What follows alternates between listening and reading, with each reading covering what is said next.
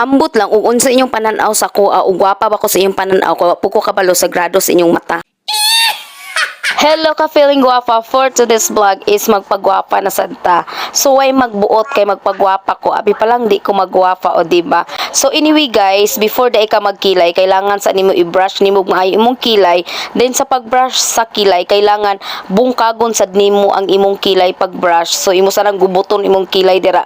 Kay para pag magbutang ka og product is tanang buhok sa imong kilay is mabutangan nimo og product. Next is mag-spray na dayon tag aksido sa ato ang lawong.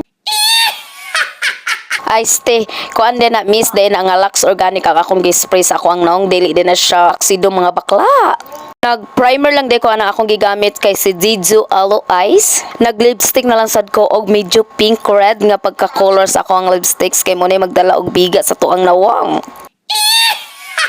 Nagkilay niya sa di ay kuana din ang ako lang gigamit nga pangkilay is si O2O. Dayon kung magkilay gali mo dayon kampat sa inyong ang inyong pagkakilay.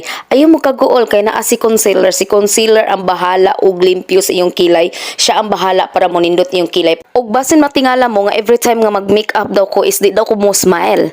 So inaana na siya mga bakla. Every time nga mag-makeup ko di jud ko gustong mo smile. Kay gusto jud ko concentrate ko sa akong gibuhat. Maglagot lagi ko, mag-video na lang ko og sige na lang ko katawa. Kay mga yung gusto nga sige ko katawa. Kanining makeup nga akong gibuhat karon kay mao ni ang everyday makeup look. So mao ra gyud pang everyday makeup nato. So ato lang gyud ang pintalan og gamay ng atong naong. Mag blush on lang day tanaw og 1 ka kilo kay para malaan ta og mistisa kana mo bulat ta og init nga magpingping katuang naong ba. Mag-contour ko og 2 ka kilong pang puntor kay sa mukha ni oy wa ko biyaya og ilong. Kay ang ako ang ilong magulang ra pud sa palwang kulob. Sunod kay mag-eyeshadow lang day ko kay kaning eyeshadow mo jud ni nagdala og gwapa sa kuha. Kaya ang eyeshadow isa na makatabang sa tuwa nga ma-blooming ang atong mata ug mo blooming pud ta. Nag-add na sad ko og mga naay shimmer rot kay para sinaw og nindot ang ako ang eyeshadow. Pag human sa akong eyeshadow nakita na jud nako og unsa ko kagwapa. Diri na nimo makita og unsa ka bakakon ang makeup. Pagkahuman magmascara lang ko kay mao na jud ni ang last nga mo kumpleto sa ako ang pagkagwapa karon. O kana ni smile ako ana nga video. O unsa man happy na. Mag-eyeliner lang tataman mga tusok atong mata. Ang pinakalas nga mo kumpleto sa atong pagkagwapa is mag-spray na po tagbalik og aksido sa atong lawang.